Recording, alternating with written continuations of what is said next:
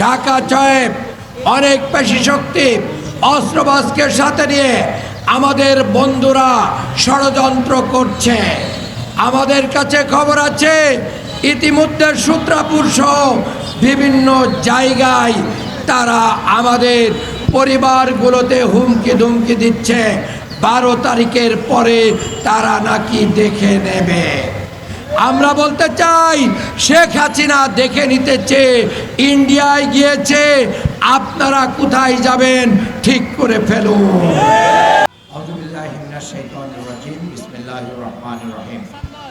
ঢাকা 6 আসনের সম্মানিত ছাত্র যুবক ভাইরা, আসসালামু আলাইকুম ওয়া রাহমাতুল্লাহ।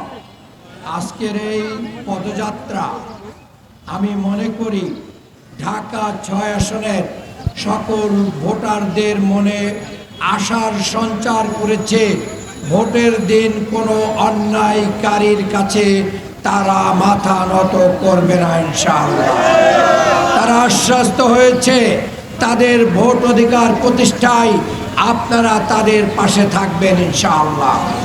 এখান থেকে ফিরে যে প্রতিটি থানায় থানায় প্রতিটি ওয়ার্ডে আপনারা নিজেরা জনগণকে এই স্বেচ্ছাসেবকদেরকে সাথে নিয়ে আপনারাও গলিতে গলিতে ঘুরে ঘুরে প্রমাণ করে দেবেন যে আমরা সারাদিন জনগণের সাথে থাকব, মা বোনদের পাশে থাকব, গণতন্ত্র প্রতিষ্ঠায়, ভোট অধিকার রক্ষায় কোনো সন্ত্রাসী, কোনো পেশি শক্তি, অস্ত্রবাজকে আমরা অ্যালাউ করব না।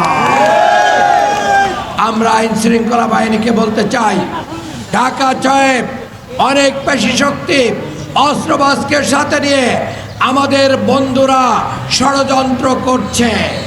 আমাদের কাছে খবর আছে ইতিমধ্যে সূত্রাপুর সহ বিভিন্ন জায়গায় তারা আমাদের পরিবারগুলোতে হুমকি ধুমকি দিচ্ছে।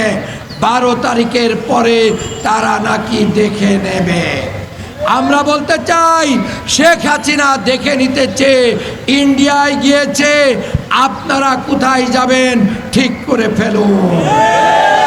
বাংলার জনগণ আর অন্যায়, অবিচার, জুলুম, নির্যাতন, চাঁদাবাজি, দখলবাজিকে গ্রহণ করবে না।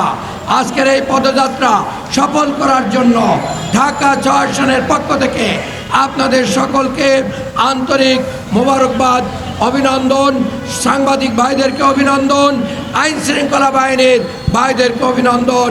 আমাদেরকে সহযোগিতা করার জন্য সকল ব্যবসায়ীদের প্রতি ধন্যবাদ জানিয়ে আজকের মতন এখানে সমাপ্তি ঘোষণা করছি। আল্লাহ হাফেজ। বাংলাদেশ জিন্দাবাদ। নাসরুম মিনাল্লাহি ওয়া ফাতহুন করিব ওয়া বাশশিরিল মুমিনিন। আসসালামু আলাইকুম ওয়া রাহমাতুল্লাহ।